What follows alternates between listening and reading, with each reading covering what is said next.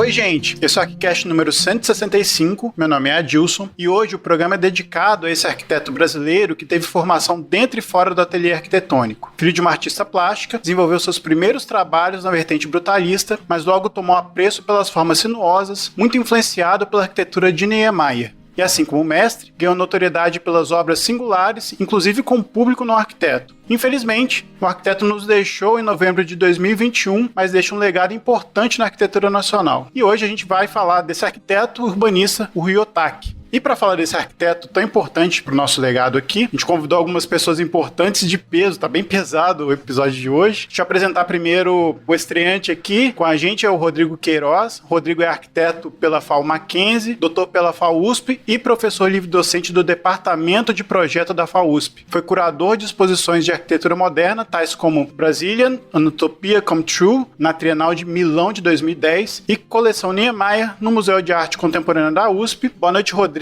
Seja bem-vindo aqui para conversar com a gente. Boa noite, Adilson. Obrigado pela sua presença aqui. Está aqui também, voltando a participar aqui do ArchiCast, o Abílio Guerra. O Abílio é arquiteto pela FAO PUC Campinas e doutor em História pela Unicamp. É também professor adjunto da FAO Mackenzie e com a Silvana Romano Santos, é editor da Romano Guerra Editora e do portal Vitruvius. Boa noite, Abílio. Seja bem-vindo de volta para conversar aqui com a gente. Boa noite, Adilson. Boa noite, Lili. Boa noite, Rafa. Um prazer estar de volta. Está aqui também o Renato Anelli. O Renato é arquiteto, doutor em História da Arquitetura, professor adjunto da FAO Mackenzie e pesquisador do CNPq. É conselheiro do Instituto Bard, Casa de Vidro. Boa noite, Renato. Seja bem-vindo de volta para conversar com a gente. Boa noite, Adilson, Lili, Rafa. Bom estar aqui com vocês mais uma vez. Muito agradável essa conversa. A gente que agradece. Está aqui para conversar com os três. Estou aqui com a Lili. E Lili, tudo bom? Tudo bem. Boa noite, todo mundo. Vamos que vamos. Uma pauta quente aí, né? Assim, uma homenagem e oportunidade da gente conhecer e entender mais o legado aí do Rui, né? E homenageá-lo de alguma forma. Obrigada pela presença de todo mundo. Rafa está aqui também. Boa noite, Rafa. Boa noite, pessoal. Boa noite, Abílio. Boa noite, Renato, Lili, Adilson. Prazer aí, Rodrigo, pela presença aqui no nosso programa. Temos bastante coisa aqui para aprender com vocês. Isso aí. Então, depois das apresentações, a gente vai para os e-mails, comentários e outras cositas más.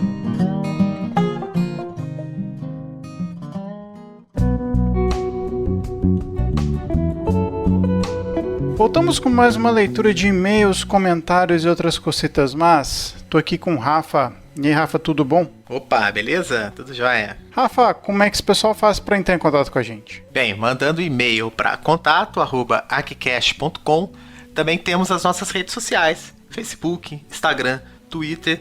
Temos também canal no YouTube e um canal no Telegram, né, Adilson? Isso aí, se você quiser acompanhar a gente a respeito dos bastidores, de algumas notícias de arquitetura e até comentários sobre o episódio, entra lá no nosso Telegram, t.me/archicast, a gente está esperando por vocês. Bem, lembrando que agora, né, Adilson, o Spotify permite que vocês avaliem o nosso programa. Então tem lá as estrelinhas para que vocês possam votar. E quanto mais vocês votam, essa informação aparece e ajuda o algoritmo a nos identificar e a espalhar cada vez mais o nosso conteúdo, né, Adilson? Isso. Se você então escuta pelo Spotify, só procurar lá no nosso perfil, tem a possibilidade de você avaliar. Então, se você puder dar 5 estrelinhas pra gente, a gente agradece muito para continuar fazendo o nosso trabalho. Isso aí. Se você nos escuta pelo iTunes, você também pode colocar a estrelinha e ainda pode comentar, né, Adilson? A gente dá uma olhada sempre nos comentários e assim que a gente tiver um novo, a gente cita ele aqui, né? Isso aí.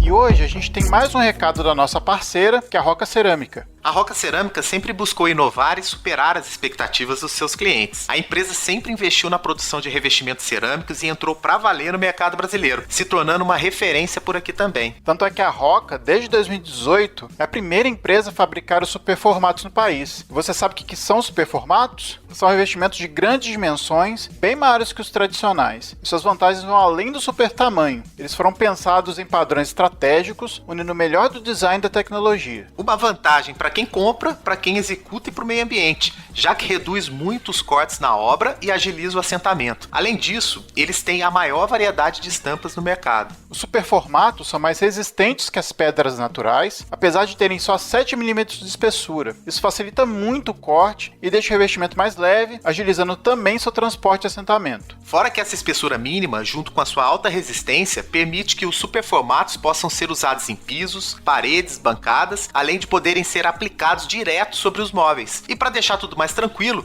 os superformatos possuem tecnologia BioSafe, que é um aditivo à base de nanopartículas de prata incorporado no produto que elimina 99% dos vírus e bactérias, incluindo o vírus da família SARS-CoV-2. Para conhecer mais, visite o site e baixe o catálogo em rocaceramica.com.br/superformatos. Lâminas Superformatos Roca Cerâmica. Luxo e inteligência em grande escala. E se você não quiser ouvir os comentários da semana, é só pular para 7 minutos. E Rafa, só uma coisa que aconteceu essa semana é que a gente postou alguns projetos importantes do Hermann Hertzberger, que foi o episódio que a gente lançou semana passada, e aí, adivinha quem nos notou? O escritório oficial fundado pelo Hermann Hertzberger, uma surpresa bem interessante. Um ouvinte aqui fez um comentário, né, perguntando se aquelas coberturas eram inspiradas no Lelé, e aí o escritório respondeu que aquela tipologia era muito comum, né, nas indústrias lá pela região. E que também não é diferente do Lelé, né? A questão é como o Lelé aplicou esses sheds e como que ele utilizou na arquitetura para outros tipos, né, de função que não a fábrica, né? Essa discussão poderia ser longa, mas o mais importante é que o escritório do Hermann Hertzberger notou a gente, né? Isso aí, vai que eles estão nos ouvindo também, né? A gente tem que dar um olá para eles, mas aí eu tenho que procurar. Bota o Google aí para dar um olá em holandês. Mas é isso, então vamos deixar vocês com o episódio de hoje sobre o Rui Otaki. Tem bastante discussão a respeito da obra dele aí, sobre a crítica sobre a obra, enfim. Vou deixar vocês escutarem e a gente vai conversando aí durante a semana. E é isso. Isso aí, segundo episódio do ano, vamos que vamos. Isso aí, bom cast pra todos.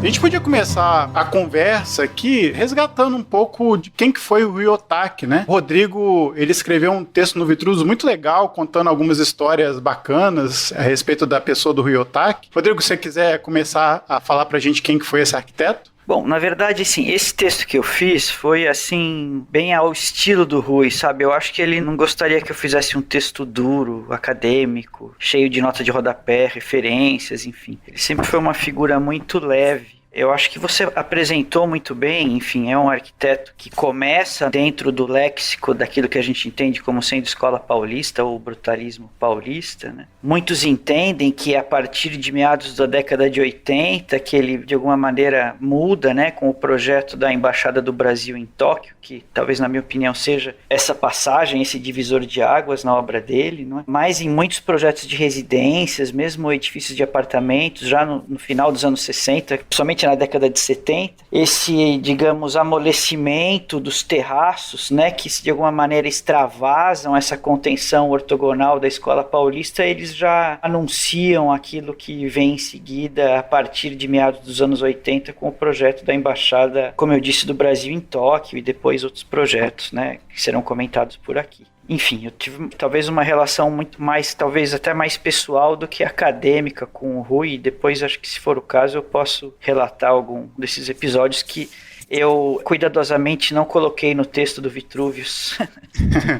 Se você quiser contar um deles pra gente, fica à vontade, que a gente começa o papo já descontraído. Eu trabalhei, na época de estudante, num escritório de arquitetura em Santo André, de um arquiteto chamado Jorge Bonfim. E é um cara que trabalhou com Paulo Mendes da Rocha, com o Artigas, em obras públicas, escolas, creches, e, enfim, anos 70 e tal. A trajetória plástica dele era muito próxima da do Rui Otaki, bem parecida. Então, assim, eu trabalhando no escritório, eu estudava muito os projetos dele, os prédios de apartamento, as plantas, e como que lidava com a cor, com a cerâmica, o concreto aparente, assim por diante. Eu, de alguma maneira, já fui um pouco escolado, sabe, para a obra do Rui. E como eu escrevi lá no texto, eu convidei o Rui, nunca tinha falado com ele pessoalmente. O Memorial da América Latina me chamou para fazer a curadoria da Galeria Marta Traba para homenagear o Niemeyer por ocasião do centenário dele, né? E eu falei, olha, eu sou arquiteto, eu vou chamar alguns artistas também na época, inclusive o saudoso Marco do Vale, amigo do Abílio e do Renato. Chamei o Paulo Mendes e o Rui Otaki. E o Rui marcou uma reunião para eu conversar com ele sobre o que eu pensava acerca da colaboração dele e tal, e era exatamente a data da minha defesa de doutorado sobre o Niemeyer. Niemeyer e o Corbusier. E eu falei pro Rui que eu não podia e o Rui foi lá na minha defesa e assistiu a banca toda. Foi uma coisa engraçadíssima até, né? Porque ele chamou mais atenção do que a banca, né? Você imagina. E aí de lá pra cá, depois ele me chamou pra fazer uma exposição sobre ele na FAO, né?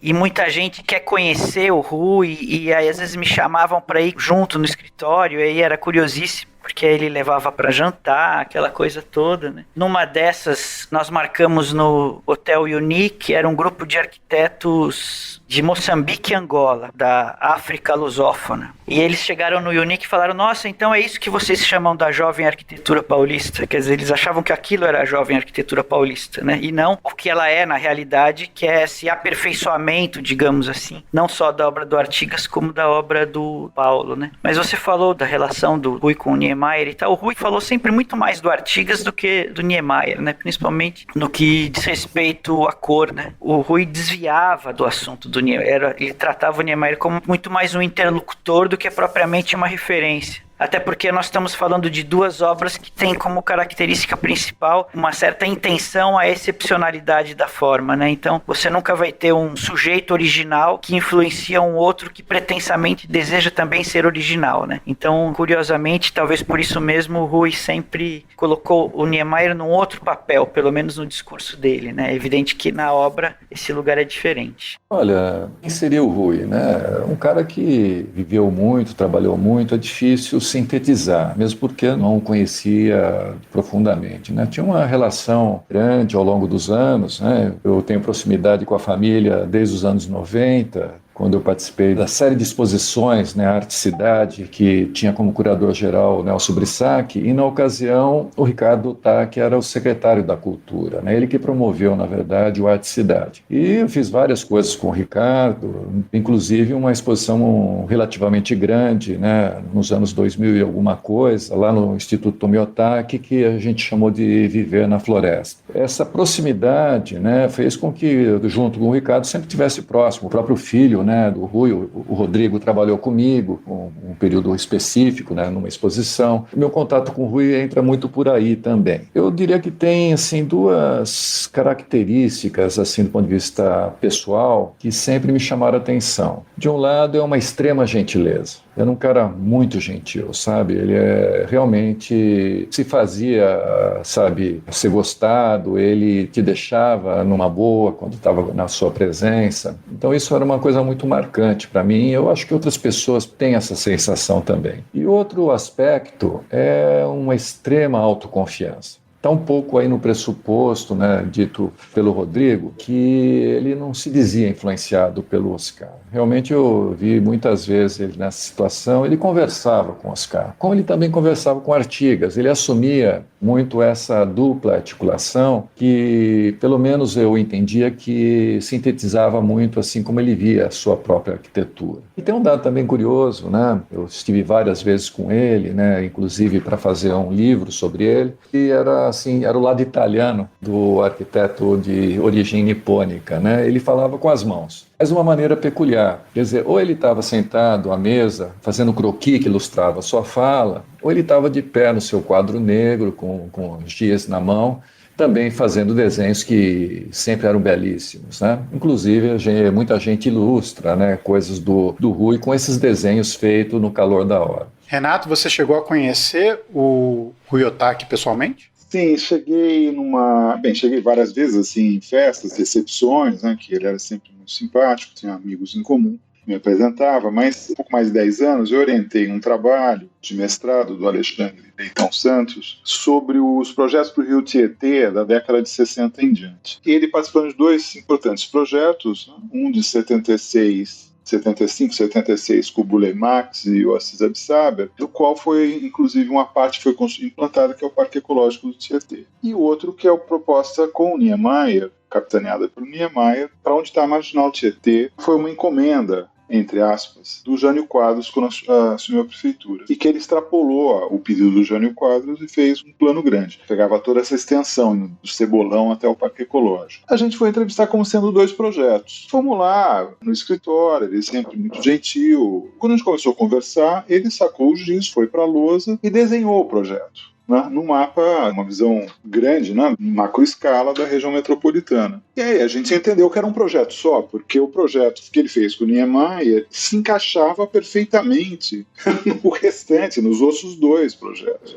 Isso que o Abílio fala, assim, de que era um cara que falava com as mãos, né, ele se expressava pelas mãos mesmo. Era uma forma, né, de, através dos seus desenhos, complementar suas ideias. Né? A gente queria trazer uma fala que acho que complementa um pouco o que vocês estão trazendo, né? Uma frase do saudoso professor Roberto Segre, o Ataque à Contemporaneidade, né? Da arquitetura brasileira, que ele, na segunda metade do século, mas ao final, assim, demonstrou ser um homem do movimento moderno. Ele usa essa terminologia para falar do Rui Otaki, tendo em vista, assim, na época, né, da escrita do livro, a segunda metade do século, assim, da produção dele. A gente sabe que às vezes é difícil, né, o pouco produtivo ficar falando muito em termos de nomear, né, determinadas épocas de produção arquitetônica, mas é algo que chama a nossa atenção, né, assim, ele falar sobre o movimento moderno, entendê-lo como um homem do movimento moderno. Vocês veem dessa forma? É coerente um pouco essa afirmação do Segre, né, quando olha para a obra dele? O que vocês acham disso? Veja bem, Lili, realmente que você falou uma coisa um pouco inóspita, né, um espaço inóspito para discutir. O moderno, ele é modernos, né, porque ele tem várias acepções, depende muito de onde nós falamos, geograficamente, mas também do ponto de vista da área de conhecimento, né, estamos falando do ponto de vista da filosofia, da história da arte, né, é muito ambíguo às vezes. No caso nosso da arquitetura, veja bem, o estilo internacional,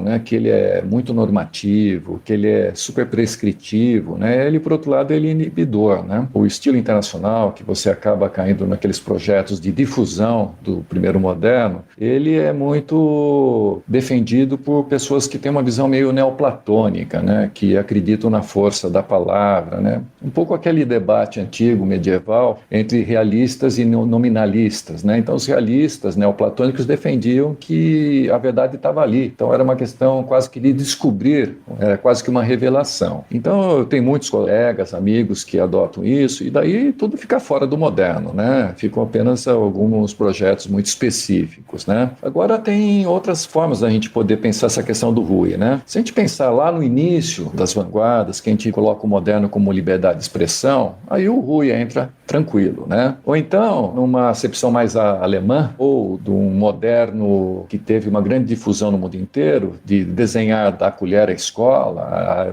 da colher à cidade, né, meio a Bauhaus, o Rui também, ele estaria se encaixando nisso, se isso é o moderno, né? E se a gente pensar, né, aquele moderno que a partir dos anos 1950, né, no pós-guerra começa a se impor no mundo inteiro, primeiro pela Europa, depois em toda a América Latina, que aqui no Brasil acaba se impondo após Brasília, né, que a gente chama também de brutalismo. Se esse é moderno paulista, o Rui também se encaixa, pelo menos parte grande da obra dele se encaixa como moderno, né? O moderno anterior, né, que era chamado brasileiro, mas era o moderno carioca, ou podemos até simplificar dizer que é o moderno niemariano, né? Então, onde você tem a arbitrariedade da forma curva, que foi tão criticada por vários arquitetos, historiadores e críticos, né, europeus nos anos 50. Por outro lado, a gente tem essa tradição do Niemeyer, a gente pode falar, pô, mas também temos a arquitetura expressionista do primeiro moderno europeu, que foi simplesmente jogado uma parte obscura da história, onde a curva também estava presente. Quer dizer, então se esse moderno, Niemeyer é aceito como arquiteto moderno e não há muita contestação, a não ser em casos muito episódicos, né? Por que o Rui não seria também, né? Então eu coloco um pouco desse ponto de vista que a gente precisa saber do que estamos falando, né? Ele é moderno em todos os sentidos, quase.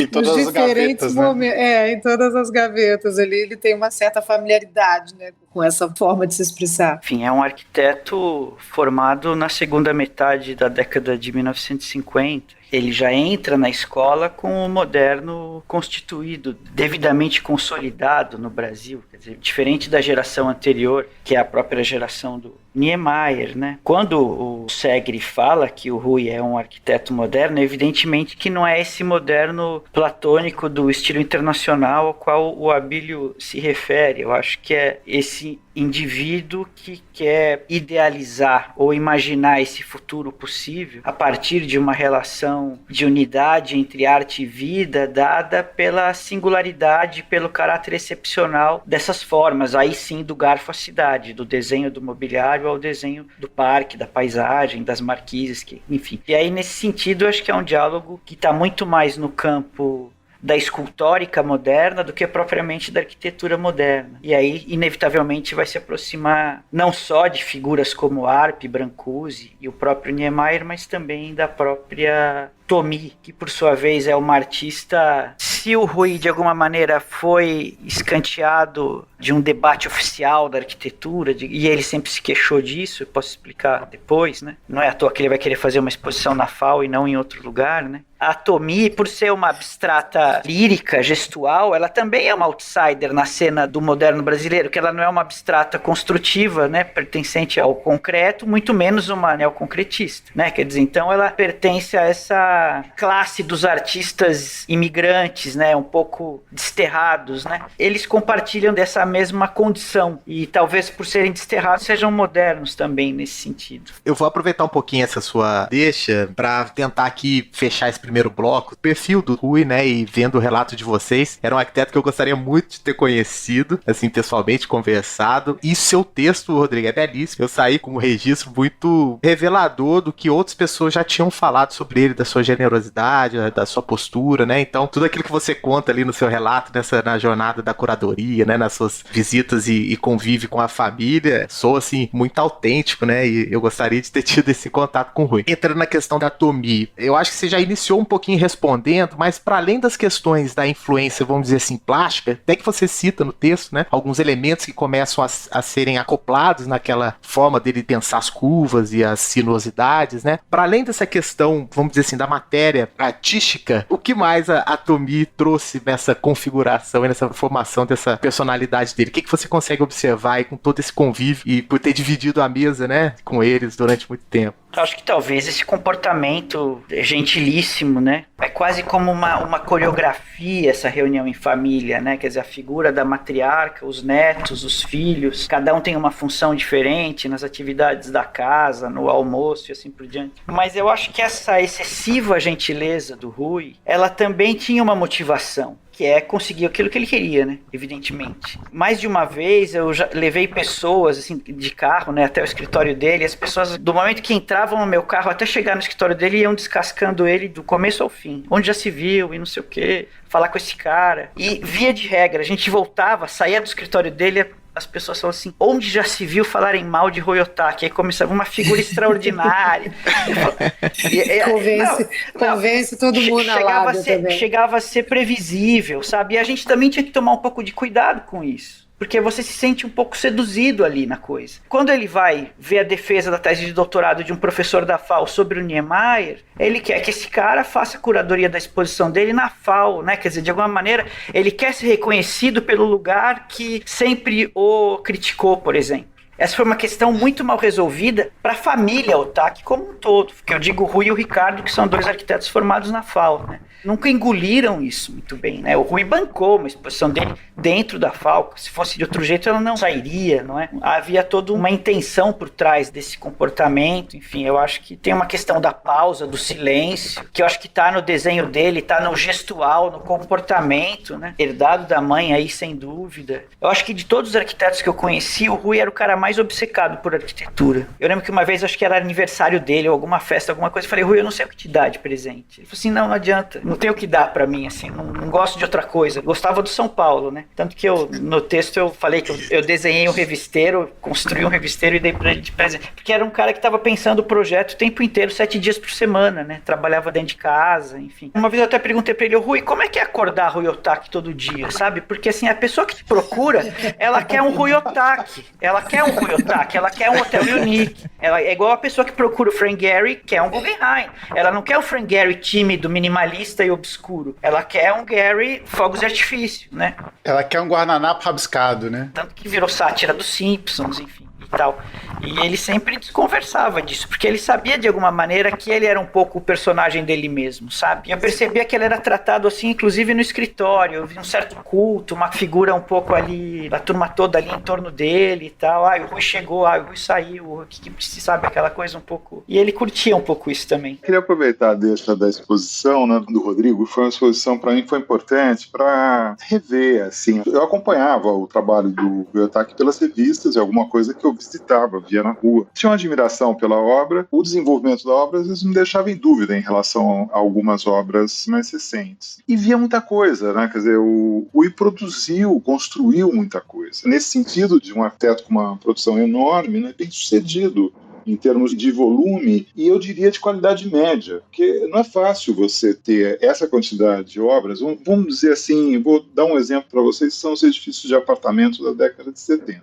O Rui tinha ali as casas, né, dos anos 60, a casa da mãe dele, que eu acho que é uma obra bastante paradigmática daquele momento, né? É uma laje plana, você tem movimento do piso, que você chega com o pé direito mais alto, depois você vai subindo um pouco, né? E o pé direito vai ficando menor. Os quartos são quase celas monásticas, né? Soltas ali naquele volume, assim, debaixo daquela laje, quer dizer, e ali você tem já uma noção de espaço que está presente em vários projetos de apartamentos dos arquitetos daquele momento, da Escola Paulista, que faziam esse núcleo, né? No meio de lajes maiores e soltas. Na hora que você vai ver os projetos dele aqui em São Paulo, eu tenho a sorte de morar na frente de um deles, que é a Humanidade 72, e o meu prédio não é tão bonito, mas eu acordo e vejo o prédio do Rui, e tem um jardim maravilhoso, que até recentemente não tinha grade alguma, era completamente aberto para a rua, né? Ou um outro, algumas esquinas aqui para baixo, que é o Riachuelo da mesma época, um volume de concreto, mas solto do chão, e elevado do chão tem um patamar alto com uma escadaria que dá para calçada, assim, sem grade.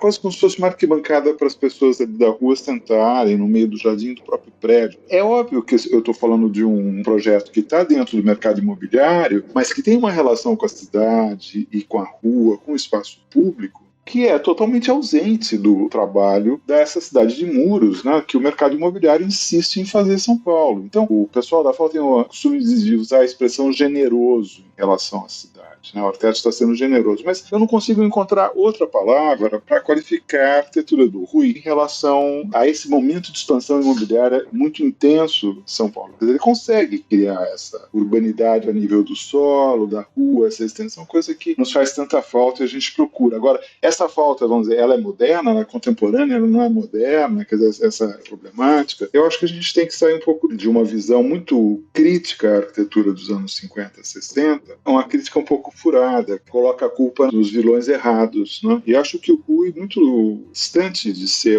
alguém que faz uma produção super extensa, muita coisa que não tem qualidade. Pelo contrário, acho que ele é um cara que tem uma qualidade de pensar a cidade, pensar os projetos na seção urbana, e só que ele vai mudando com o tempo. Tem um certo momento onde ele começa a ter outros parâmetros de forma, né? Outra figuratividade, começa a aparecer o Renascença, começa a aparecer figuras estranhas, que eu acho que são estranhas no sentido que elas me causam um estranhamento. Então, quando eu vejo o Instituto Tomiotaki, que surge ali, quase que uma escultura, né, que remete, sem dúvida, a uma carambola, vamos dizer, uma fruta brasileira, em amarelo, as pessoas chamarem o nique de melancia, eu não posso deixar de pensar que ele está, de fato, objetivamente, no seu projeto, dialogando com toda uma linha modernista, inclusive pictórica, que trabalha com a natureza morta tropical da flora brasileira. A própria Aracido Amaral, quer dizer, pensar as suas reproduções dos mandacarus e das árvores e dessa paisagem, que o Niemeyer, de uma certa maneira, reproduz na estrutura das suas construções, a própria estrutura portante. E o Rui trabalha com essa flora, né? Esses vegetais, essas frutas. Agora, isso me parece, no trabalho do Rui, uma pesquisa nova. É muito difícil para ele de ter um controle, o que não é um problema. Tem uma obra, numa fase da nossa carreira, que é mais experimental, que não dá soluções completas e acabadas e perfeitas e maravilhosas, mas elas começam a sugerir novos caminhos. Então, eu acho que esse momento dele, pensar o Nick,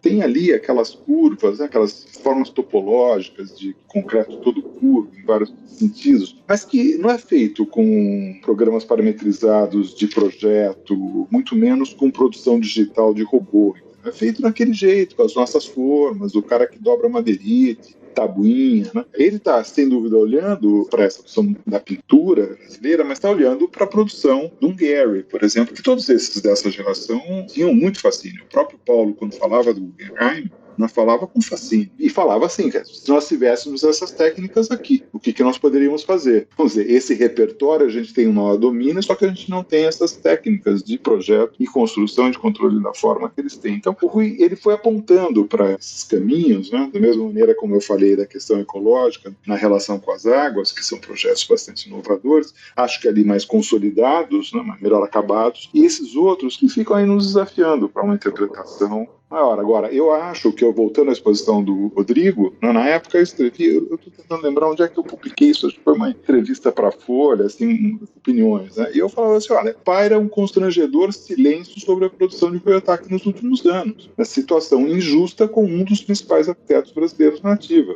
Por quê que paira? Então aí vai, aí esse é o nosso jeito de tratar a cultura arquitetônica no Brasil, que é, eu não falo mal, eu não critico, ou eu elogio, eu fico quieto. Não tem um ponto de você dizer, olha, isso aqui é incrível, isso daqui podia ser melhor, isso aqui não é um bom caminho. Quer dizer, você não tem uma crítica nesse sentido de uma avaliação das obras. A gente tem uma crítica que ou demole, né, destrói, ou ignora, ou endeusa. Esse é o problema para mim.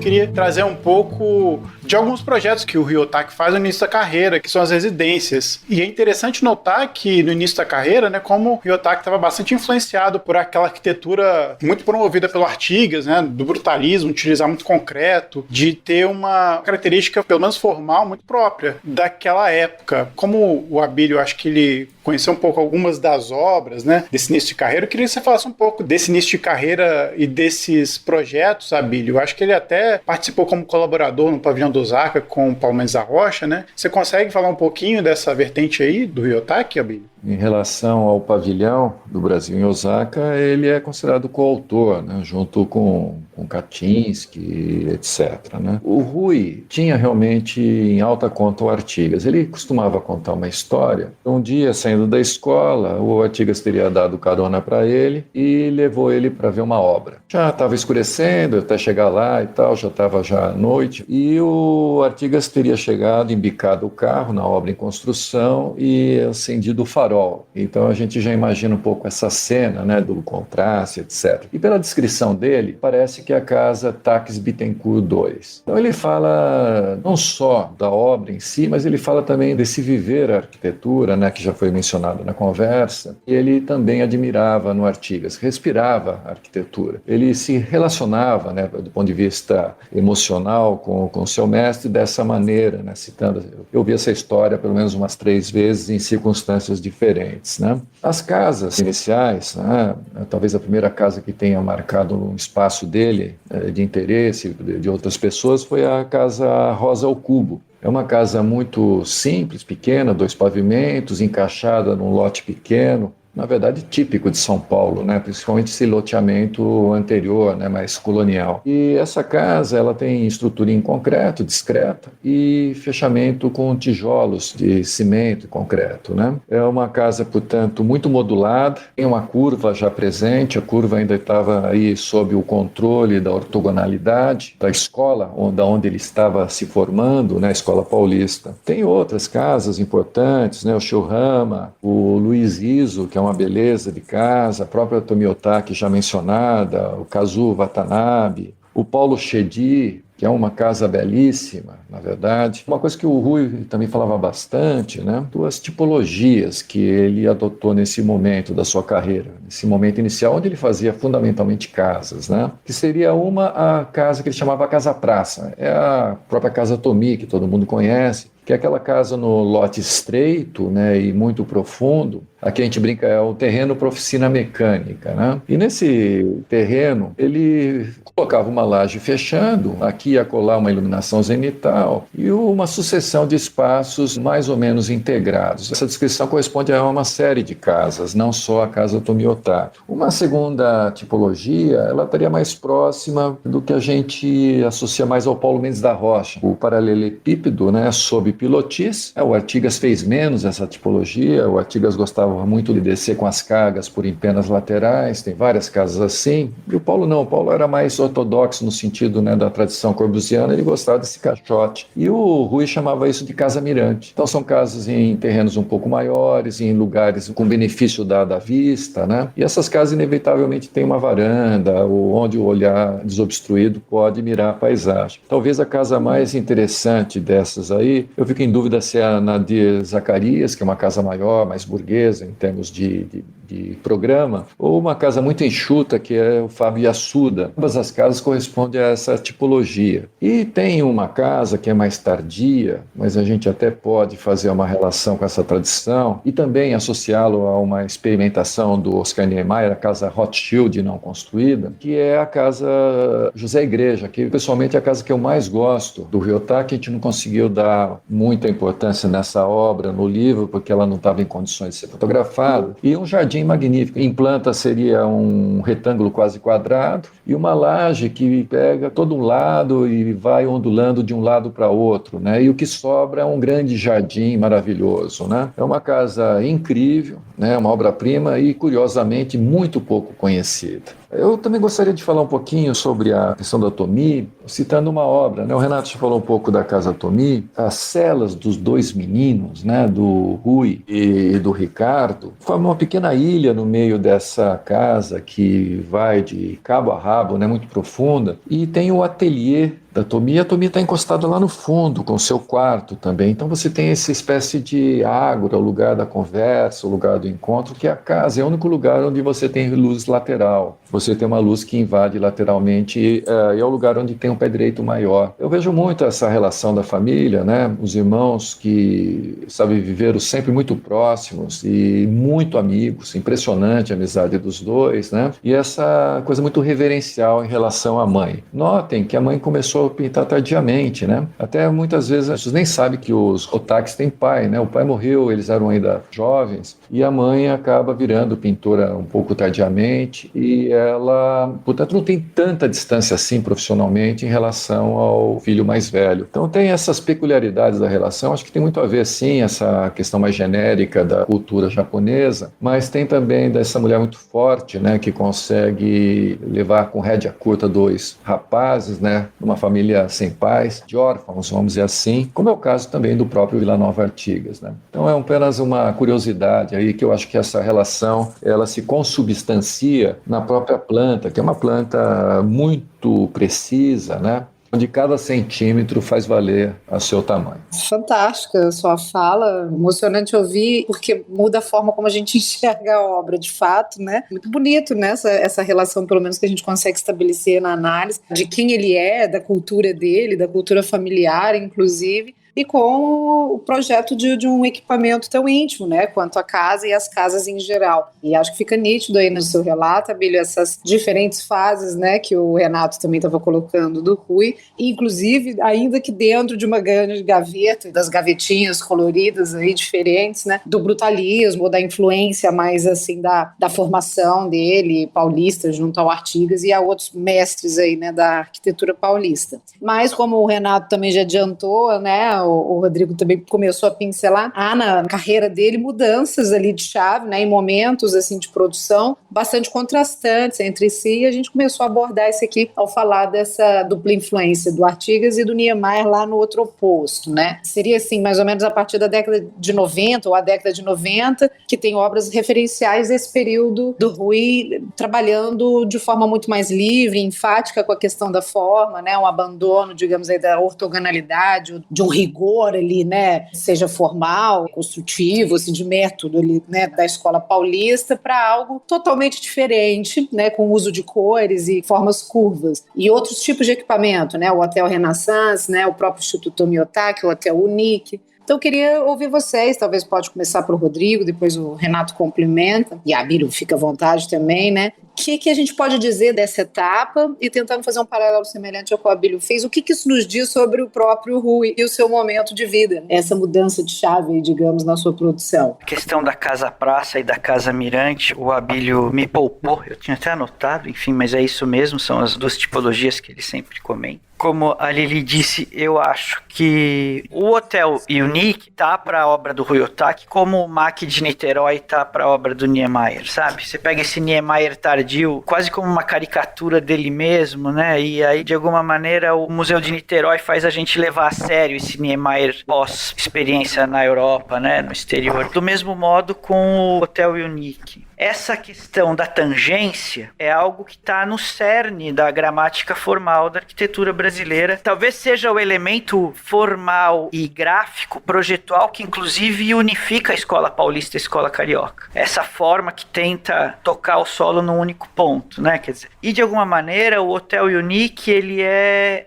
a aparência disso, não é a essência. Ele quer justamente nos fazer entender que aquilo é uma forma tangente ao chão, no momento em que ele força com que os nossos olhos vão para as extremidades, né? Onde ele fecha com aquele plano vertical, que é quase uma falsa coluna também, é tudo falso. É um jogo de cena o tempo inteiro, né? E aquelas 4 colunas que estão embaixo, ele coloca dentro de uma parede preta e mole, ou seja, o nosso olho passa batido naquilo, né? Então é quase como um exercício de retórica alegórica acerca do elemento arquitetônico do ponto de vista formal mais recorrente do projeto moderno brasileiro, que é essa tangência que tenta tocar o solo num único ponto. Então, nesse sentido, sim, eu acho que o Hotel Unique é um projeto que deve ser, de fato, levado a sério mesmo, nesse sentido. E aí também, de alguma maneira, é muito difícil ele se superar, de alguma maneira, né? Até porque os argumentos do Rui me pareciam quase que propositalmente ingênuos, sabe, assim? Chegava uma hora que dava até raiva, sabe assim, pô, Rui, por que você fez o Tomiotaki roxo? Ah, não, porque a cidade é muito cinza, sabe assim? Porra, Rui, você fez aquele hotel vermelho do lado do Palácio do Alvorada, no Lago Paranoá, do lado, você vê assim. Ah, não, mas eu coloquei assim uma massa arbórea separando um do outro, sabe assim?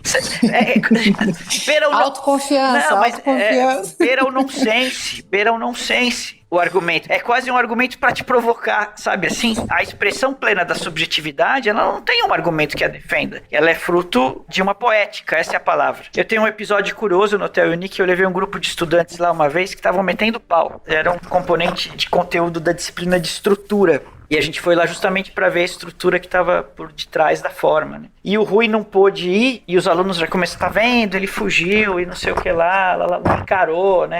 Aquela coisa toda. E aí quando nós chegamos no Sky, que é o restaurante lá na frente, o maître falou assim, olha, o seu Rui não veio, como desculpas ele mandou servir um almoço para todo mundo. Abílio, essa eu não escrevi, eu ia escrever no texto, foi ótimo.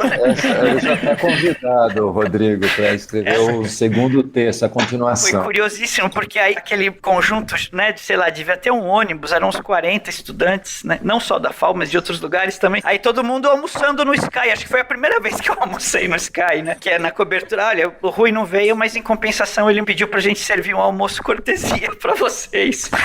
Foi curiosíssimo, né. Não, o Rui tinha dessas, era uma coisa assim, enfim.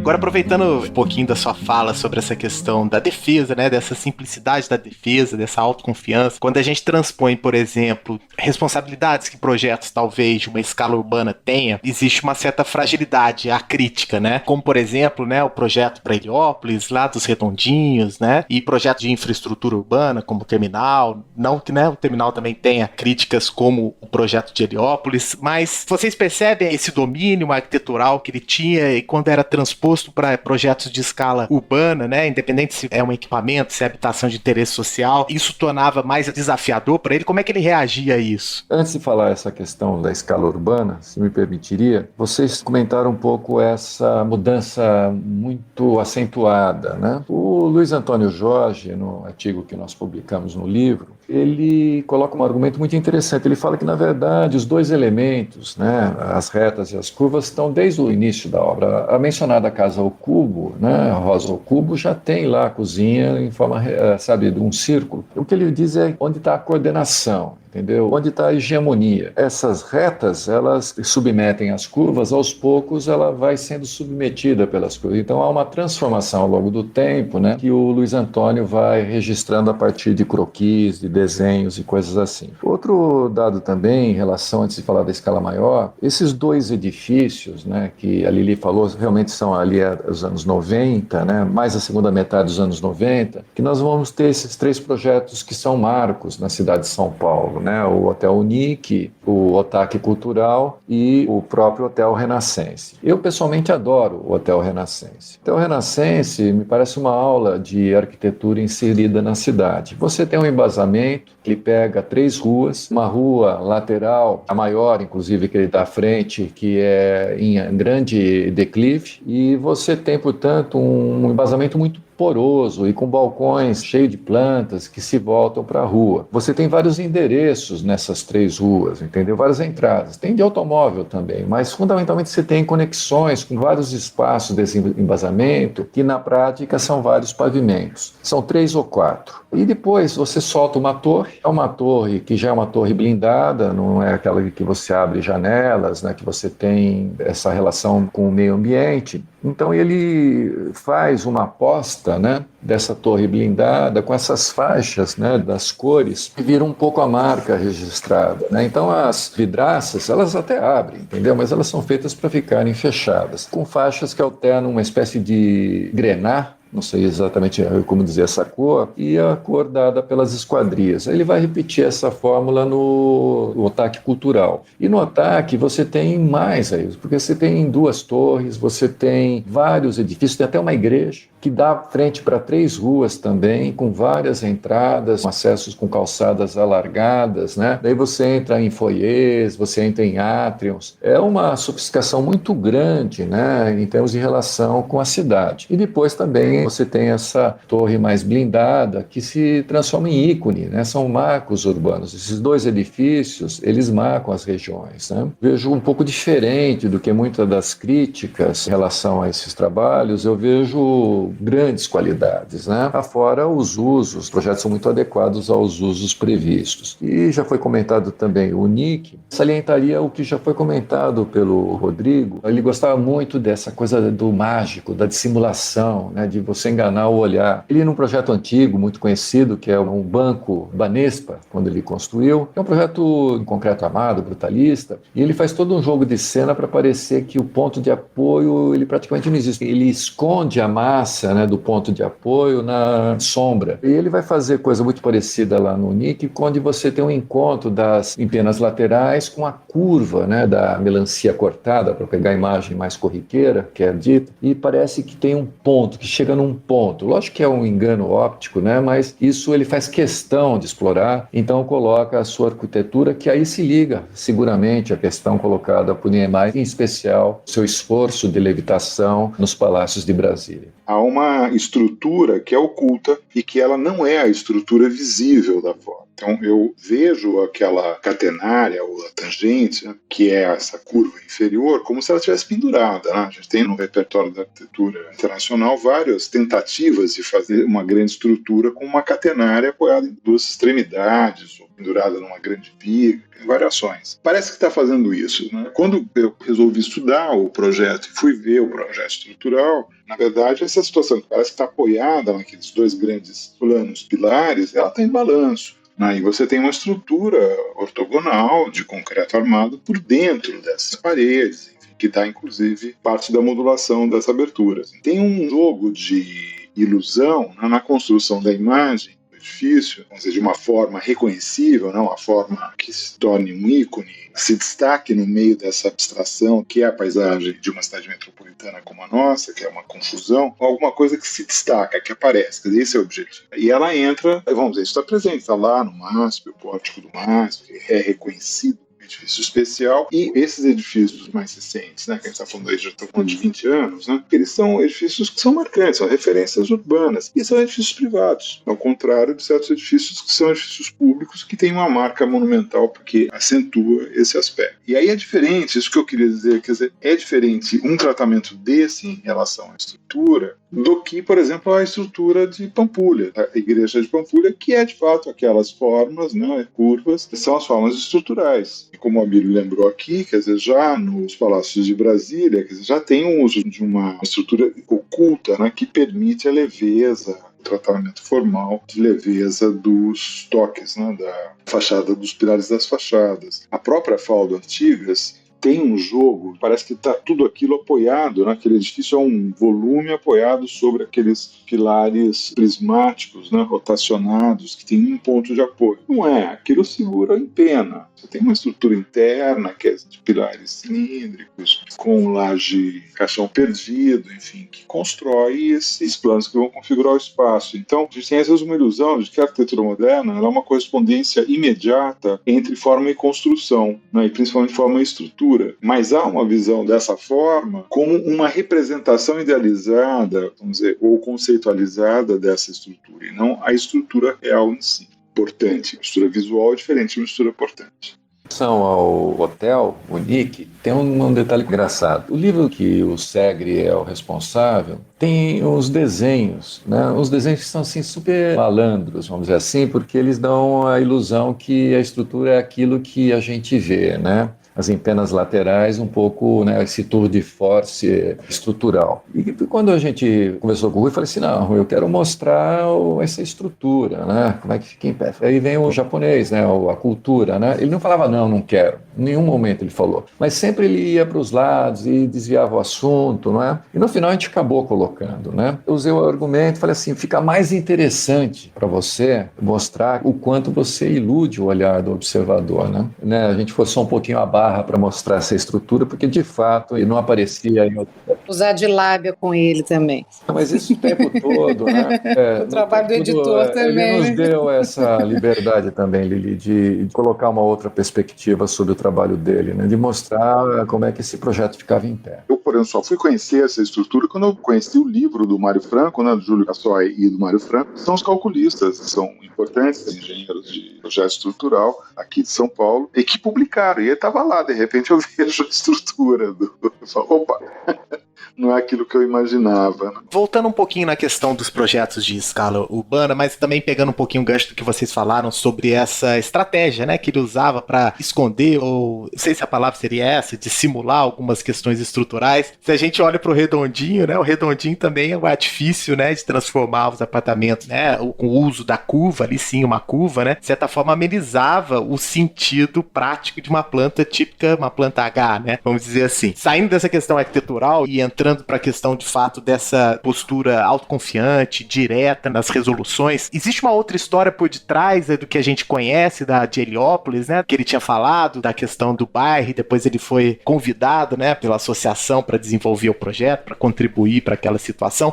Tem alguma outra história por conta da decisão por ele partir para aquele sistema de implantação e transformação daquelas unidades residenciais? Assim, eu não sei, né? Eu acho que existe aí, no caso de Heliópolis, uma entrada um pouco contraditória do Rui e polêmica, né? Que é acreditar que esse cromatismo da paisagem urbana ele é transformador da vida das pessoas em todas as suas escalas, né? Antes de fazer os redondinhos, ele faz aquela paleta de cores na fachada e entra com todo aquele discurso de uso da mão de obra dos moradores, e ele faz aquelas assembleias para escolherem as cores. Bom, até a página 2 vão escolher as cores, claro, né? É evidente que ele vai reger aquele debate todo e que vai culminar, né? Não só no projeto dos redondinhos, como em outros projetos que ele também vai fazer em Heliópolis, também de habitação, inclusive, né? Mas não com essa tipologia do redondo. Mas eu acho que isso vai um pouco ao encontro de uma pergunta que vocês tinham colocado lá na pauta, quer dizer, em que medida existe essa relação de identificação das pessoas, né, com as obras de arquitetos como o Rui e o Niemeyer, né? Os redondinhos talvez expressem isso, essa relação de identidade entre o sujeito e a obra se dá a partir da possibilidade dessa identificação, né? E essa forma completamente abstrata, international style, né? A forma racional, a virtude dela é justamente não estabelecer essa relação de identificação. Ou seja, ela não ativa a memória do sujeito,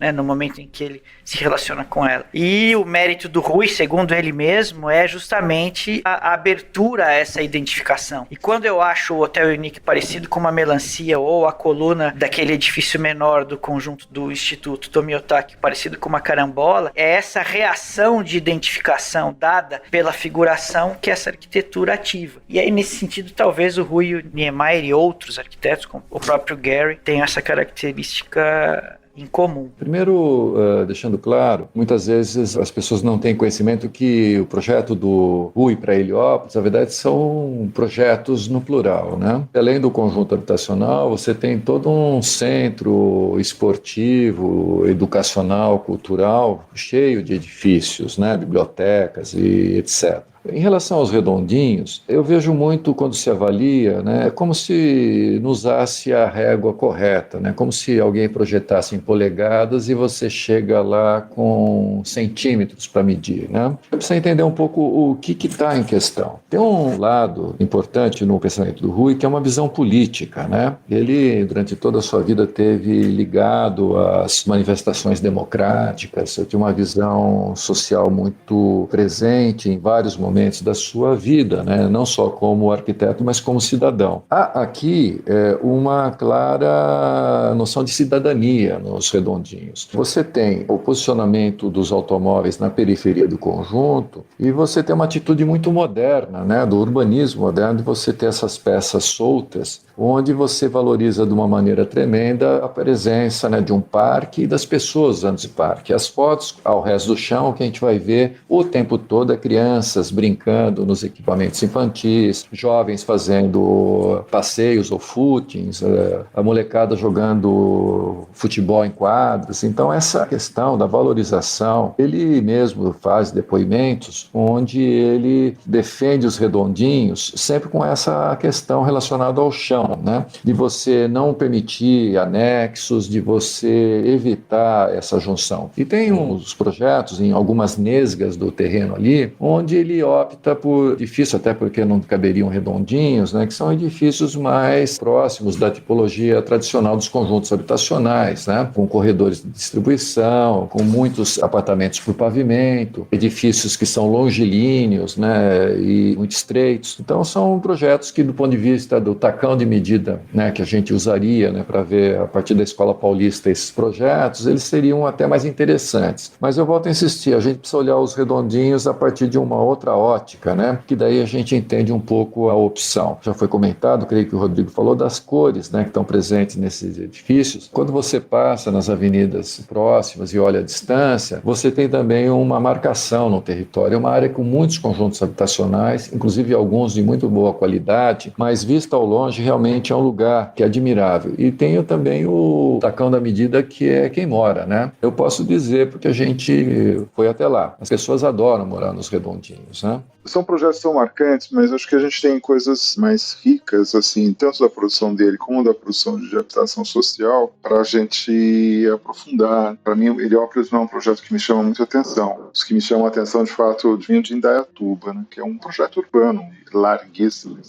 Ele consegue dois feitos, né? Porque essa ideia de ter os grandes parques fluviais, lineares fluviais, nas cidades brasileiras, essa ideia de construção dessas áreas, parques de vegetação, acompanhando meandros naturais ou refeitos, né, curvas redesenhadas de rios, é uma coisa que vem desde o começo do século. O próprio Saturnino de Brito para o Tietê, né, para o projeto de canalização do Tietê, que é uma alternativa não construída, e a implementação do Parque Tietê, que eu não sei aqui das pessoas que estão conversando aqui, né, ou das que estão nos ouvindo, quem já foi lá, né, a gente sempre passa na frente indo para o aeroporto, né, pegando ali a São Sena, no caminho para o aeroporto de Guarulhos. Mas quem já parou para entrar naquele parque? É uma coisa surpreendente, a escala, a quantidade de usuários, né, e como a hora que você entra naquele parque, você não consegue imaginar que alguns metros adjacentes você tem um rio altamente poluído.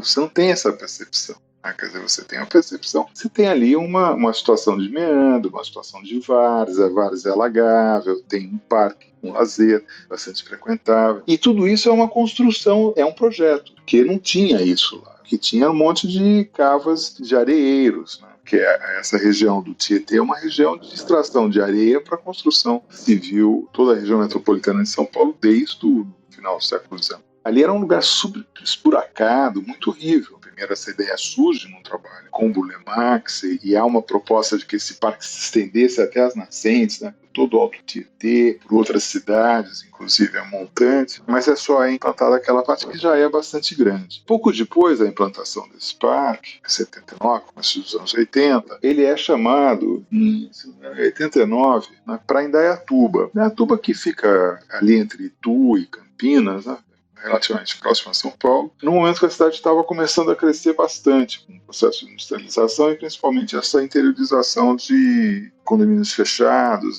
essas coisas. E ele é chamado, já tinha um plano diretor do Jorge Wilhelm para Indaiatuba, feito no começo dos anos 70. Do lado oeste, a cidade é margeada pela rodovia. E do lado leste, era uma cidade muito pequena, tinha esse córrego, né? Depois não tinha mais nada, já eram as fazendas, plantações. Né? O Jorge já propõe a expansão para esse outro lado, para o leste da cidade, deixando uma reserva ali de área para o respiro do rio. Quando o Rui é chamado em 89, ele já tem aquela área disponível para pensar a expansão, já tem uma primeira ideia, e aquilo se torna, né, é um parque bastante grande, né, bastante extenso e largo, é um parque no meio de uma parkway, né, de 2 avenidas, e ele tem ali vários reservatórios, espelhos d'água, tem também um cuidado técnico com a água, seja para enchentes, seja para saneamento. E esse parque ele se torna o centro da cidade, porque depois a cidade dobrou de tamanho para o lado leste. O que eu acho bonito de pensar num projeto como esse, né, isso normalmente é uma ação estritamente de paisagismo, aqui se torna uma ação de paisagista com a arquitetura e o urbanismo de modo bastante integrado, e estrutura o desenvolvimento da cidade. Isso poderia ser feito. Fica ali como um desafio para nós, para que ele pudesse ser feito também em outras cidades, porque é um modelo de relação da cidade com o rio, com os rios urbanos, que a gente persegue e que a gente tem tido pouco sucesso. Basta ver a quantidade de avenidas construídas em cima de córregos canalizados que todo período de verão alaga, porque aqueles córregos não dão vazão, aqueles canais tamponados não dão vazão para as chuvas cada vez mais crescentes, mais intensas que a gente tem nessas áreas urbanizadas. E para mim são as principais ações urbanísticas do Rui, né? Acho que tem outras que ele tenta, que são boas, são interessantes, mas acho que não são tão referenciais para o nosso futuro. E apenas para complementar o que o Renato falou, ele já deu uma explicação muito boa sobre Indaiatuba, apenas saliento que o Rui foi contratado para dar sequência ao plano diretor. Essa era a encomenda dada pelo prefeito, e ele é que centra toda a energia no parque. O parque, que era periférico à cidade, ele passa a ser o centro da cidade. Já havia diretrizes, né, do plano anterior, mas é ele que convence o prefeito dessa importância, e é nesse momento que é feita a desapropriação de partes, né, das fazendas que viram terra urbana e, portanto, podem passar pelo parcelamento do solo e podem ser passíveis de construção, né, com arruamento, etc. Há no Parque de Indaiatuba uma coisa muito inteligente, né, de você transformar uma oportunidade, né, numa transformação da cidade.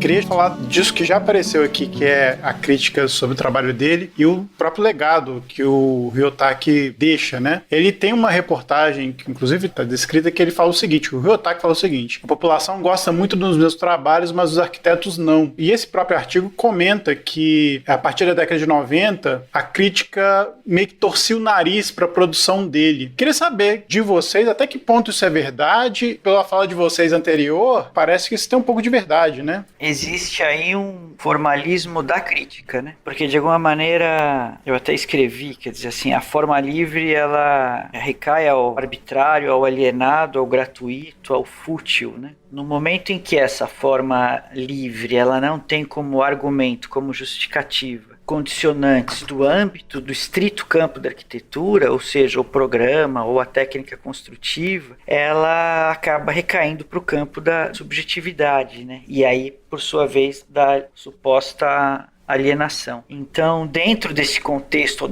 não só da cultura da crítica brasileira, mas principalmente da linguagem da arquitetura, da linguagem do grupo ao qual o Ruy Ohtake pertence, é evidente que essa rejeição e esse estranhamento vai ser gritante, cada vez maior, né? Porque de alguma maneira a obra se torna gradativamente mais expressiva. E esse gradiente crescente de expressividade, ele pode ser percebido em 2 projetos que eu até escrevi para não esquecer de comentar, que não só a própria casa da Tomi, as diferentes fases é possível, tanto que no último momento, quando o Ruy desenha a estrutura da cobertura do ateliê da Tomi, é o mesmo elemento construtivo da escultura da Tomi, né? Aquele tubo. E a fábrica de produtos farmacêuticos Axé, que ele começa, enfim, nos anos 70 e vai até um período recente onde é possível perceber todo esse processo de independência, né, em relação a essa formação ligada à noção de verdade e integridade da forma, que caracteriza a escola paulista. Ruy,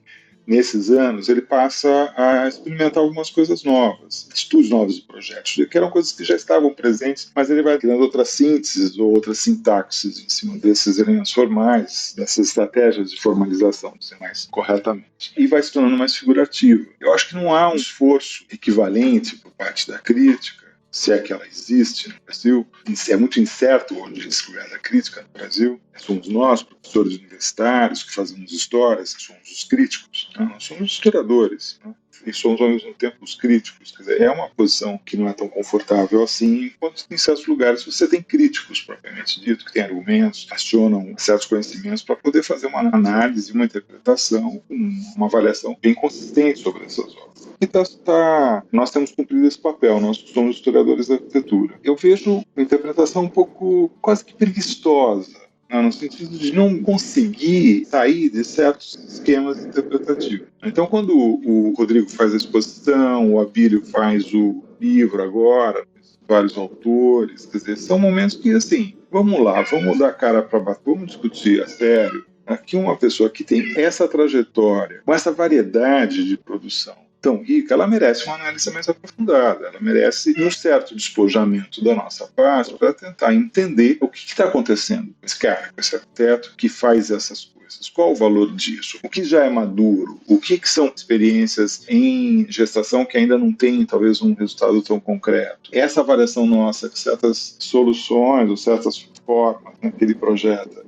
vamos dizer, não são tão maduras, eu estou até usando esse conceito aqui, isso é um problema meu ou da obra? Da minha leitura, que não é madura sobre a obra de fato, a primeira vez que eu vi o Nick, eu detestei, eu falei, que coisa esquisita, o que é isso? Ou o Renascença, né, que deu no Ruy fazer esse negócio. Passado algum tempo, você fala, não, pera, deixa eu ir. Aí você vai lá, sobe no terraço do Nick, você fala, puxa, o cara criou uma plataforma, forma inteligente de criar essa plataforma, vai se dispondo a entender melhor esse momento da carreira.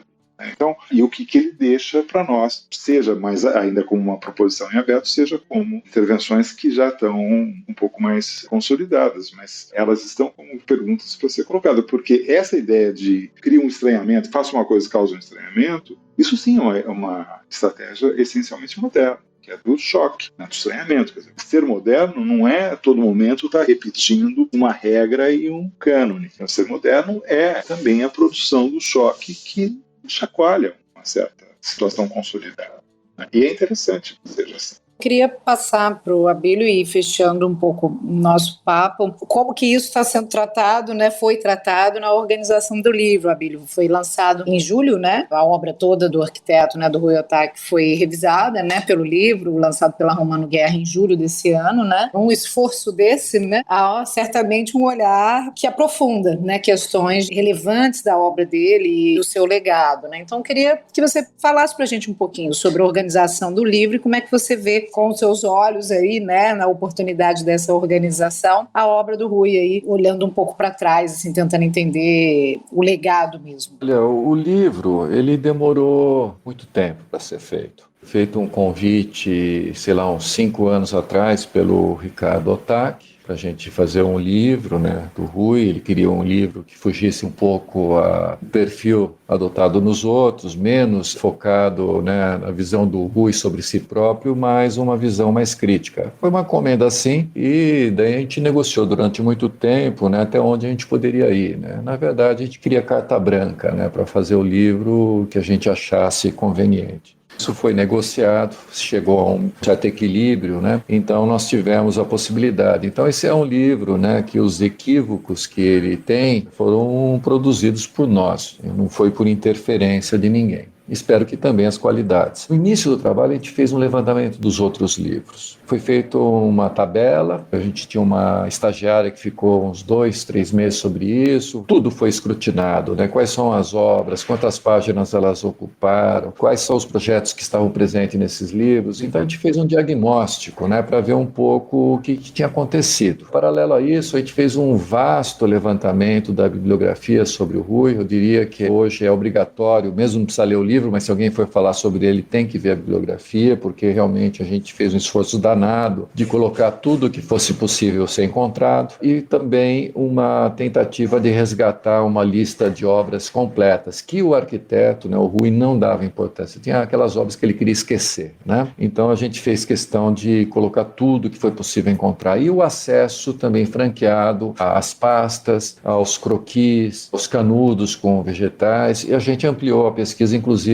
na companhia City, né, que foi promotora de vários edifícios, inclusive os 2 mencionados pelo Renato, foram construídos pela companhia City, aquela mesma companhia City que fez vários bairros em São Paulo. Todo esse cuidado é preliminar ao próprio livro. Depois a gente, com a discussão com o arquiteto, fizemos uma série de entrevistas, e aí a gente estruturou o livro em trípticos, né? Nós temos 3 partes, para as 3 partes foram convidados 3 articulistas, e para cada uma das partes foi também convocado um fotógrafo, né, com ensaios, e cada fotógrafo faria ensaio de 3 obras, né, que a gente estaria elegendo. Então isso foi muito complicado, né, no sentido de saber quais as obras, porque não é apenas a gente escolher as melhores, mas tem que ver aquelas que estão em condições de manutenção, que vale a pena o esforço de fazer as fotos. Um desafio que nós compramos, esse desafio faz parte da nossa editora, né? Quando a gente publicou o livro sobre João Kohn, ninguém tinha ouvido falar do João Kohn, né? E hoje já tem trabalho sobre João Kohn. E o próprio livro inaugural, que a gente fez junto com o Renato Anelli, sobre o Rino Leve, as pessoas não conheciam a obra do Rino Leve antes do livro, né? Então a gente tinha sempre esse desafio de trabalhar também com esses pontos um pouco incômodos, né, de obras, muitas vezes associadas ao mercado imobiliário, portanto já a priori são desconsiderados pela academia. Esse, vamos dizer assim, certo mal-estar que o Rui sentia, tem sim base na realidade. O levantamento nosso mostrou muita publicação nas revistas especializadas, muita coisa na grande imprensa e nas revistas também de grande circulação, mostrando que ele extravasava o território específico da arquitetura, né? O Rui era pop. A gente tem um exemplo assim para ilustrar. Eu fui uma ocasião com o Rui na Unique Garden, que é dos mesmos promotores, mas é um resort, né, para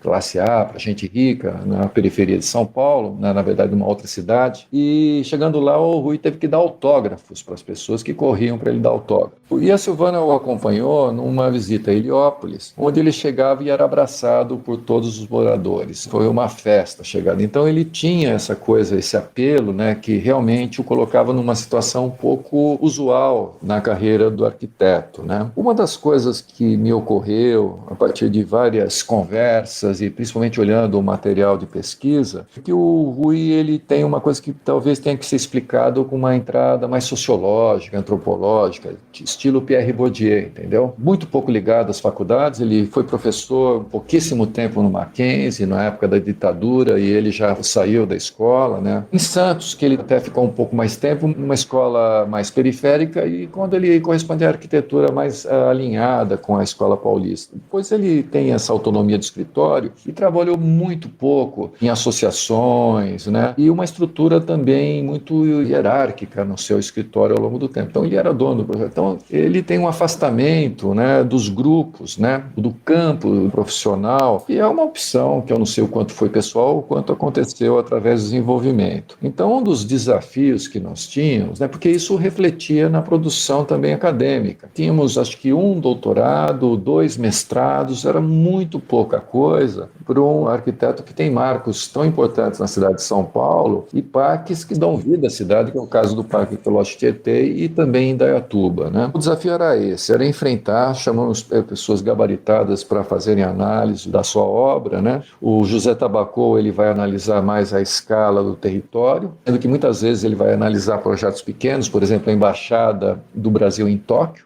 que é o projeto do Rui. Ele faz uma análise com muita acuidade, né?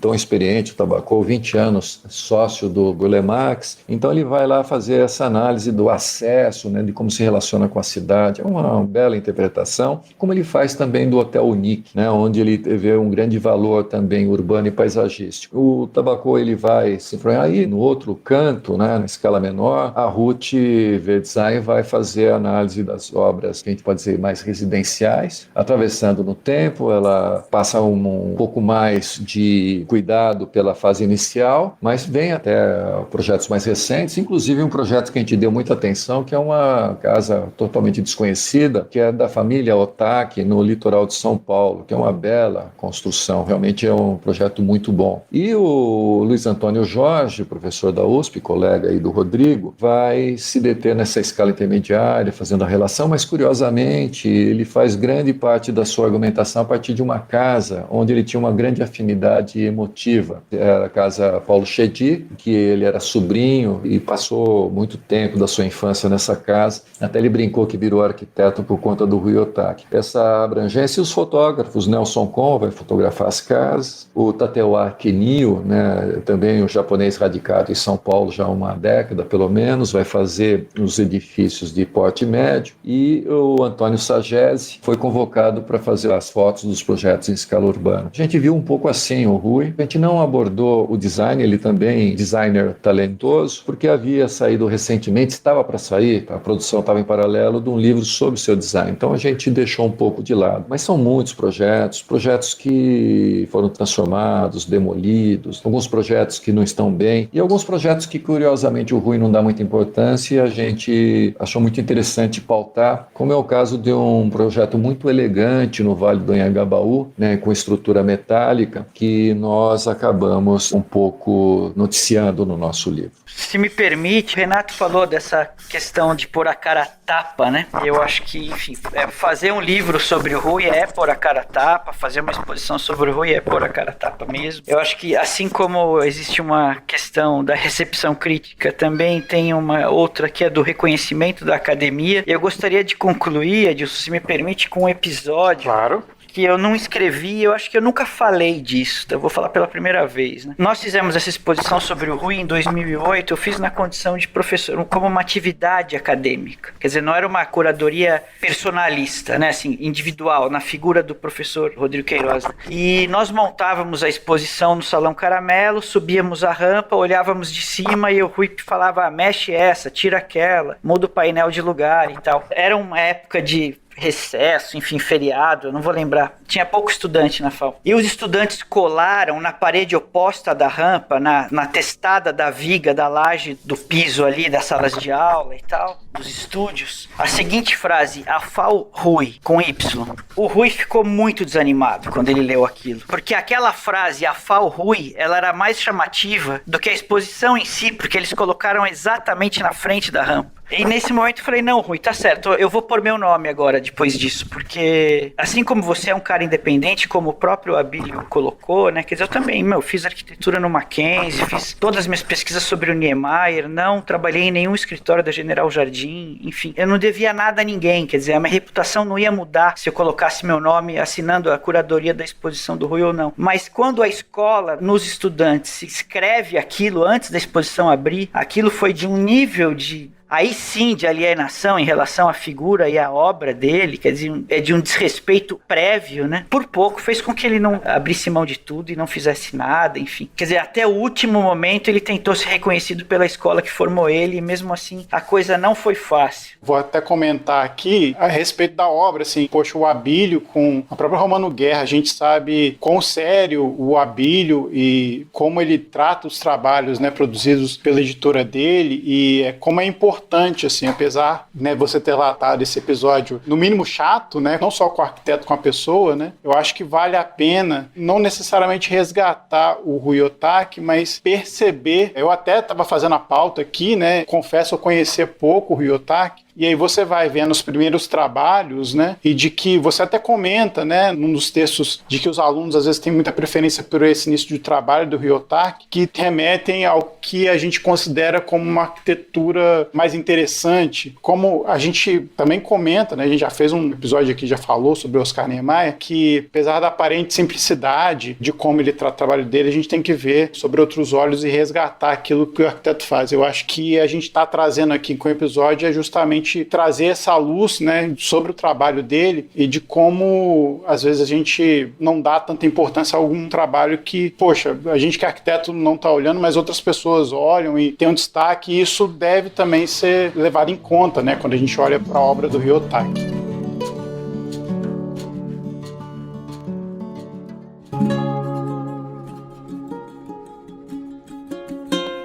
Pessoal, depois de todo esse panorama que a gente tentou fazer aqui do Rui Otaki, a gente vai finalizando o episódio aqui, não sem antes a gente fazer nossas dicas aqui, como a gente faz tradicionalmente nos episódios. Rafa, você tá com a sua dica? Tô com a minha dica ela vai tentar conectar um pouquinho essas coisas aí. Até na sua última fala aí, Adilson, sobre, você lembrou do texto do Rodrigo, né, que fala que os alunos tinham a preferência pelos trabalhos iniciais, isso incomodava um pouquinho, mas assim, de fato não é culpa dos estudantes, né, isso acho que tem a ver um pouco com o ambiente de formação brasileiro em arquitetura, que talvez já esteja, né, passando por alguma transformação para poder ver produções que depois vão transgredindo e rompendo aí, né, a régua, né, vamos dizer assim, da crítica da arquitetura moderna. E aí, um pouquinho nesse sentido, eu vou indicar o podcast produzido pelo Núcleo de Cultura e Participação do Instituto Tomi Otaki, que tem um trabalho super interessante, que inclusive foi parceiro nosso aqui em alguns episódios. Quem faz o programa Amplitudes, podcast Amplitudes, é o educador Pedro Costa, né? Então eles entrevistam artistas, educadores, profissionais da cultura de maneira geral, né? Eu acho que isso é um estímulo também para a nossa audiência, né? Que é de estudantes e arquitetos recém-formados, para que escutem, né? Campos de conhecimento distintos, né? Que possam incorporar um pouquinho isso também na prática, na reflexão. Tem um pouco a ver com o nosso último episódio também, né? Com o Gabriel sobre a crítica em arquitetura. Então fica a dica aí, o podcast do Instituto Tomi Otaki, Amplitudes. E o último episódio foi, inclusive, com o Ricardo, né? Irmão do Rui, que comanda e é o presidente do Instituto, né? E fala um pouquinho do trabalho de gestão dele lá ao longo desses 20 anos. Então a dica, podcast Amplitudes, Instituto Tomi Otaki. Muito bom, Rafa. Lili, tá com essa dica? Tô com a minha dica, o Rafael meio que roubou a minha dica aqui, então eu tô sendo pega aqui de surpresa. A dica é o site do Instituto Tomi Otaki, mais especificamente a exposição que eles montaram agora há pouco tempo. Quem estiver em São Paulo, né, tiver a oportunidade de ir, vale a pena. A gente consegue também visitar um pouquinho e ter uma noção das obras da Tomi preparadas aí, né, assim, algumas gravuras e uma tela, se não me engano, e várias outras gravuras, assim, que estão sendo expostas junto com uma música do Chico César. Tem toda uma abordagem diferente na própria exposição, mas o que me chama a atenção, assim, né, e tem a ver com o nosso papo aqui, são as gravuras mesmo, né, o uso das cores, a linguagem, né, mesmo do trabalho dela, assim, é bastante impressionante como remete ao trabalho dele. E agora, ouvindo as histórias que vocês trouxeram também, eu fiquei como mãe também, não sei, mexida, né, com a relação entre eles, assim, e olho as obras dela agora também com olhar mais amoroso, assim, né? Me faz lembrar ele e a influência dela na vida dele. Então, não fui à exposição, né? Mas estou visitando pelo site. Então, o site do Instituto Tomi Otaki mesmo, e as exposições em homenagem aos 20 anos do Instituto, como a dica aí de hoje, complementando do Rafael. Muito bom. Renato, tem sua dica aí pra gente? Uma dica é a dissertação de mestrado sobre o Rio Tietê, que eu citei aqui, que é a paisagem útil, o Rio Tietê e a urbanização paulistana, 1966-1986. vocês, que é o mestrado do Alexandre Leitão dos Santos, 2014, feito lá na USP, lá em São Carlos. Ele está disponível no site Teses USP, e quem quiser ver o que eu descrevi, né, pega o trem, né, aquele trem que vai para o aeroporto, tem uma parada lá na frente do Parque Ecológico, você atravessa, desce no lado, não do rio, mas do outro lado da rodovia, e atravessa por uma passarela e chega lá no Parque Ecológico. Vale a pena a visita, é um lugar tranquilo de se visitar, bem cuidado. Os parques de São Paulo não se resumem ao nosso maravilhoso Ibirapuera. Muito bom. Abílio, sua dica. Acho que você pode falar também do livro que vocês publicaram, né? Não, acho que o livro a gente já comentou o suficiente, mas primeiro, antes de dar a dica, eu vou dizer que o Rui Otaki fez recentemente uma coisa que vai permitir que ele seja reconhecido. Ele morreu, né? Isso no Brasil é muito triste a gente ver isso, mas é recorrente, né? O Tom Jobim uma vez chegou a dizer que fazer sucesso no Brasil pode ser tomado como um crime. Em relação às dicas, me lembro rapidamente, eu assisto todo dia, quase que religiosamente, Luiz Nassif, TV GGN 20 horas. É um pouco de luz nesse momento trágico, político que a gente está vivendo, né? A gente está num momento muito obscuro de nossa história e é bom ouvir gente que realmente tem uma interpretação e uma visão sobre o país. Em relação a livros, eu leio muitas coisas diferentes, né? Mas essa questão que apareceu em relação à ecologia, meio ambiente, a partir dos parques do Rui, né? Acho que é legal também ter uma olhada a partir de outros olhos. Eu tenho visto coisas de antropologia, lido coisas do Ailton Krenak, do Davi Copenau, Levi Strauss. Eu acho que vale a pena aí um jovem estudante de arquitetura ver, né, a partir de outros olhos como a gente pode entender o meio ambiente. E, por fim, eu vou fazer uma propaganda minha, né? Mas eu teria muito prazer, né, que alunos que viessem a São Paulo, que estão em São Paulo, pudessem ver a exposição que está montada na Chácara Lane, na Rua da Consolação. É um equipamento da Prefeitura, faz parte do sistema de museus da Prefeitura, sobre o arquiteto Artacho Jurado. E, né, a gente fez também o desafio, né, que já virou marca registrada, de pegar um não arquiteto, porque ele não é formado arquiteto, né, que fez edificações em São Paulo, que foi muito criticado, achincalhado, né, isolado por parte de arquitetos e da crítica de arquitetura, né? Eu aceitei o desafio e eu convido as pessoas para ir lá checar o que a gente fez. Muito bom. Rodrigo, sua dica tá aí? Sem dúvida, a dica é o livro Rui Otaki Arquiteto, né? Inclusive, foi interessante o Abílio terminar com o projeto do Rui pro Vale do Anhangabaú, que eu vejo da minha janela aqui. O Abílio falou, eu virei a cabeça e olhei. Eu acabei dando uma olhada, que eu acho que, enfim, tá no livro do Abílio também, é pesquisar a obra do Rui no acervo do Pompidou, uma vez que também é obra de um arquiteto que nos deixou há poucos dias, né? Um dos dois arquitetos que fez, né? Do Richard Rogers, que é um conjunto de 65 desenhos incríveis, né? Muitos deles estão no livro do Abílio, mas acho que é bom para a gente ter uma dimensão também do lugar do Rui nesse contexto mais internacional, né? Sempre foi uma preocupação dele também, que fora do Brasil ele também fosse, se não reconhecido, pelo menos conhecido como tal. E, inclusive no MoMA ele tem uma maquete também, eu acho que é interessante conhecer o Rui, o lugar do Rui para além dos meios brasileiros aqui. E a exposição do Artacho é incrível mesmo, eu acho que é obrigatória. Muito legal. Bom, vou dar minha dica. Na verdade, minhas dicas são um pouquinho mais simples das dicas que vocês deram. São os dois textos que saíram no Vitruvius, uma autoria da Ultiver Design, sobre o Rui Otaki, sobre a pessoa do Rui Otaki, e o outro escrito pelo Rodrigo, que está aqui. O título é muito curioso, que é Rui Otaki, a laranja da feijoada.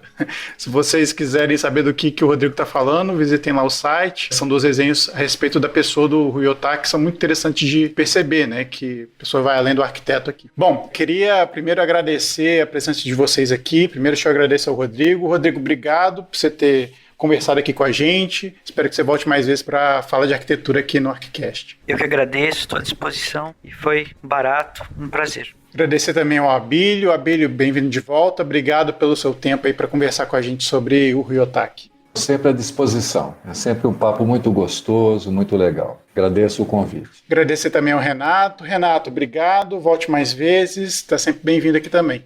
Eu que agradeço o convite. Sempre uma oportunidade muito agradável estar aqui com vocês, trocando uma ideia sobre esses assuntos de arquitetura. Muito bom vocês existirem e estarem seguindo. Parabéns. A gente que agradece. Rafa, mais um? Mais um, muito obrigado, Abílio, pela presença, Renato também, né? Escutamos aí outra aula aqui sobre o Rui, muito legal, muito bacana. E Rodrigo, prazer em conhecê-lo, adorei seu texto e adorei a metáfora da laranja e fiquei curioso sobre o desenvolvimento dela e que você deixa uma isca lá no final.